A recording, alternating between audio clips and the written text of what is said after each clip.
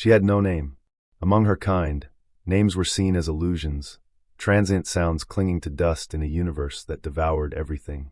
Her species, the Vorash, lived in the endless tunnels of a cold, crater-pocked world orbiting a dying red star. They spoke rarely, communicated in brief pulses of scent and subtle vibrations. They didn't dream or hope, they survived, and that was enough. When she was born, her parents abandoned her in the stone crevices, as was custom. The Vorash believed attachment was a weakness, a flaw that would make one linger instead of moving deeper into the tunnels when danger came. So she learned to crawl alone, feeding on glowing fungal threads and the faint warmth of molten pockets deep beneath the crust. Each day was merely a repetition of scraping, chewing, hiding, an unbroken rhythm of nothingness. Then the human came. He arrived not in a shining starship, but in a battered drop pod that screamed through the thin atmosphere and slammed into the upper caves. His name was Nathan. At first, the Vorash watched from the shadows, sure this creature would perish quickly. Their world was poisoned to outsiders, frigid air, acidic mists, sudden quakes that crushed entire colonies. Yet Nathan didn't run or cry. He stumbled through the tunnels in heavy armor patched with rust and old fabric, carrying small blinking devices that gave off gentle beeps. He talked constantly, words echoing off the stones, as though someone might answer. When he found her huddled against a steaming vent, her eyes empty, he didn't back away or leave her to the dark.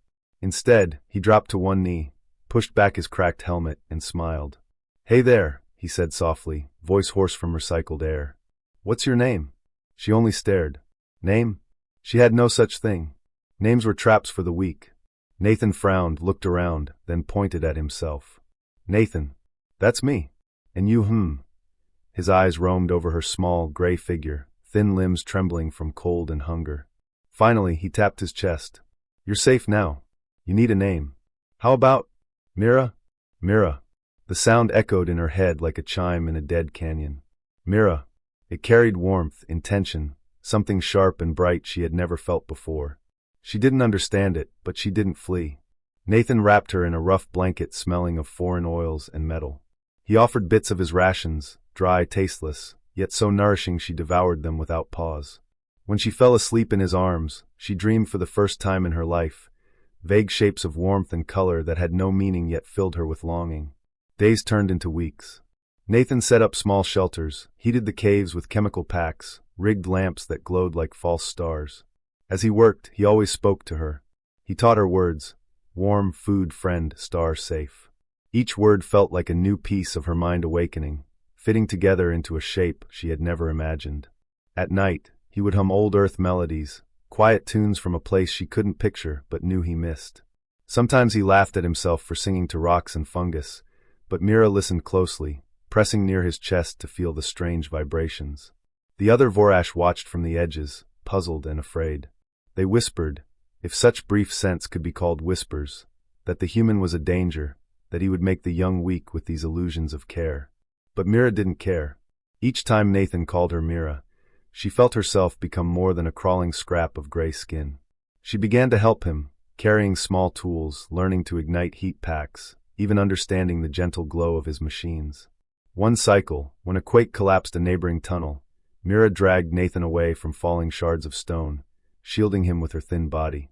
He held her afterward, whispering her name again and again as though it might stitch the world back together. "You're strong, Mira," he said, eyes wet behind his scratched visor. "You're more alive than anyone I've ever known." As more quakes came, Mira noticed the Vorash gathering at the edges, curious but hesitant. When she moved among them, they recoiled from her warmth.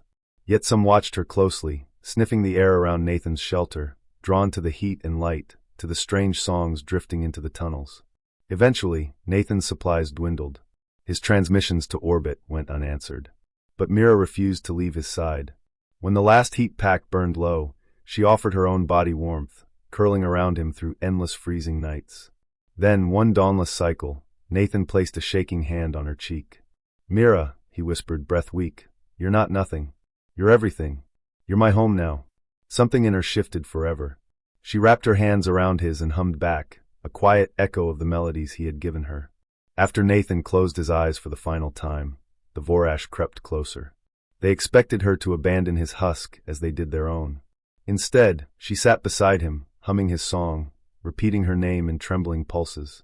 When she finally rose, she carried his tools, his light, and his words. She began to teach others how to make warmth, how to share food, how to speak names. Over time, other Vorash took names too, each one a small defiance against the cold emptiness of their world. And so it was that Mira, once nothing, became the seed of a new Vorash way. She became legend, the first with a name, the first with a heart that refused to vanish into the dark. All because a human, broken and alone, offered her not just food or shelter, but something far greater, a name and a home.